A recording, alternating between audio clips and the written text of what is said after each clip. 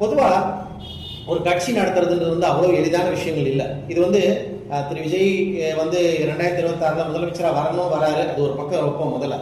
முதல்ல கட்சி கட்டமைப்புகளை உருவாக்கணும். அதுக்கு பிறகு அந்த கட்சிக்குள்ள 1000 பிரச்சனைகள் வரும், 1000 விஷயங்கள் நடக்கும். அதை அவர் மீட் அவுட் பண்ணி அதை பண்ணணும். என் பார்வையில விஜய் அதற்கு தகுதியான நபராகவே நான் பார்க்கல. ஒரு தலைவருக்கு தகுதியான நபராகவோ ஒரு நல்ல மனிதராகவே இருக்கட்டும் விஜய். நான் அதுல எதுவும் அவரை தனிப்பட்ட விமர்சனம் வைக்கல அவர் மேல.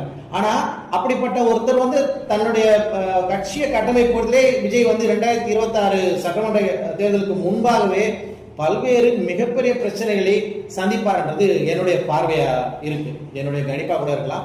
ஆனா நான் என்ன சொல்றேன்னா, ஒரு தலைவனாகும் தகுதி, அதுவும் இந்த தமிழ் இனத்துக்கு தலைவனாகும் தகுதி, ஒரு தமிழ்நாட்டோட முதலமைச்சராக உட்கார்ற தகுதி, குறைந்தபட்சம் ஒரு 10 ஆண்டு காலம் அவங்க மக்கள் பணி செய்யணும்.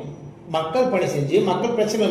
நீங்க தலைவர்கிட்ட வந்து அண்ணன் வேல்முருகன்ட்ட முத விஜய் கட்சி ஆரம்பிக்க போறாருன்றப்ப முதல் கேள்வி கேட்டாங்க, திரு விஜய் அவர்கள் கட்சி ஆரம்பிக்கிறாரு, உங்க கருத்து என்னன்னு கேட்டாங்க.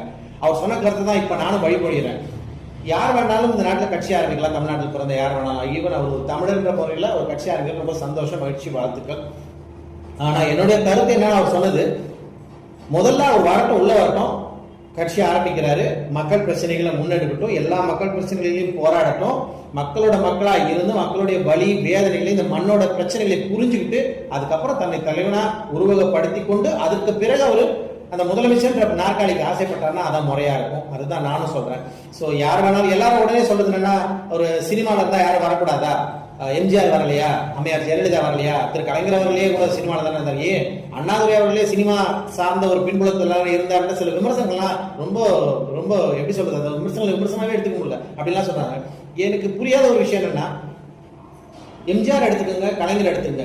எம்ஜிஆர் என்ற ஒருத்தர் அண்ணா என்ற ஒரு மாபெரும் தலைவரின் கீழ் பணியாற்றி அரசியலை புரிந்து, இந்த மக்களை புரிந்து, அதற்கு பிறகு கலைஞர் கருணாநிதி என்ற ஒருவரையும் தலைவராக கொண்டு அவர் கூட பயணிச்சு, தலைவராக அவர் கூட பயணிச்சு அரசியல் கத்துக்கிட்டு இந்த மக்கள் பிரச்சனைகளை புரிந்து கொண்டு மக்களோட ஒரு வேண்டுதலுக்கேற்ப அதுக்கு பிறகு கட்சி ஆரம்பிச்சு 10 ஆண்டு காலம் அசைக்க முடியாத ஒரு தலைவராக இருந்தார்.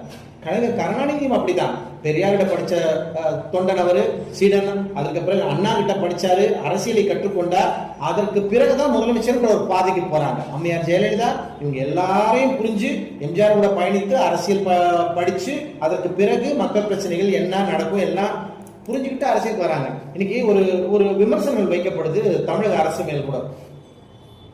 எல்லா இடத்துலையும் அதிகாரிகளின் ஆட்சி தான் நடக்குது. இது தலைவரே கூட ஒரு பேட்டியில சொல்லியிருந்தாங்க, ஆட்சியாளர்களை விட அதிகாரிகள் ஆட்சி தான் நடக்குது அப்படின்னு. இங்க அதிகார வர்க்கம்னு ஒண்ணு இருக்கு, ஆட்சி வர்க்கம்னு ஒண்ணு இருக்கு. இங்க ஆட்சியில வர்றவங்க எல்லாமே முடிவு பண்ணதான் நடக்கும் மக்கள் நினைச்சிட்டு